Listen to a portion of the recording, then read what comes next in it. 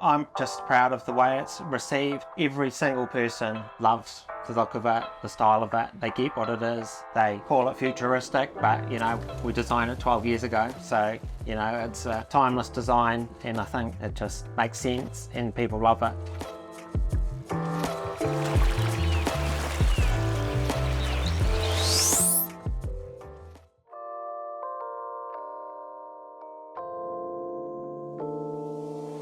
I'm Stuart Winterbourn. And Matt Wilke. We work together anyway. We have another business in architecture and engineering. This came out of our office. Day to day we're designing homes and buildings and that kind of thing. One day the idea of designing a caravan came across the desk. Not long later something was sketched up that looked a lot like this, and that was about 12 years ago. It was taking those fundamental principles of camping and those experiences and wanting to share that with our families basically, and try and do it better than had previously been done with our families.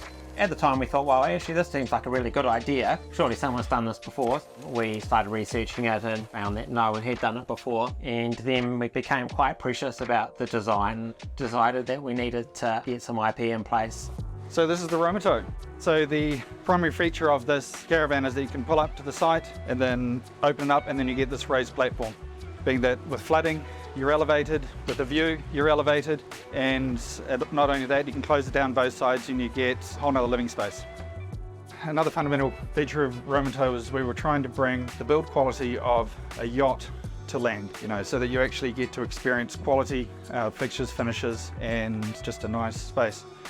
That experience, you can only really have it when you're right here in it. Even looking at it in pictures, it still doesn't do it justice. And another nice feature about this is it creates these sort of three independent zones which sort of relate, so you can sort of have your own space. Someone can be in the bedroom reading a book, someone can be sitting out here or sitting on the deck, but you've still got a nice connection to people on the deck.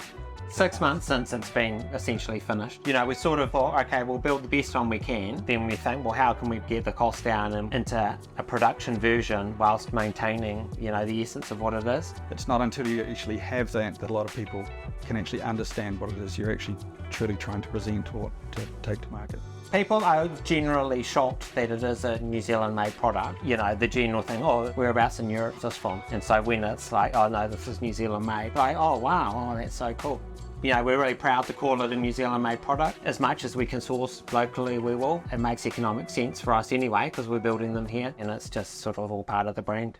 So, people appreciate what it is, and they generally are not shocked about the price. It's sort of on par with what people think. So the challenge for us is just getting into people's headspace that this is another option to consider that is more expensive but offers something totally different. It is a unique product. We haven't compromised, and we have what I truly believe is the best camping experience on the market.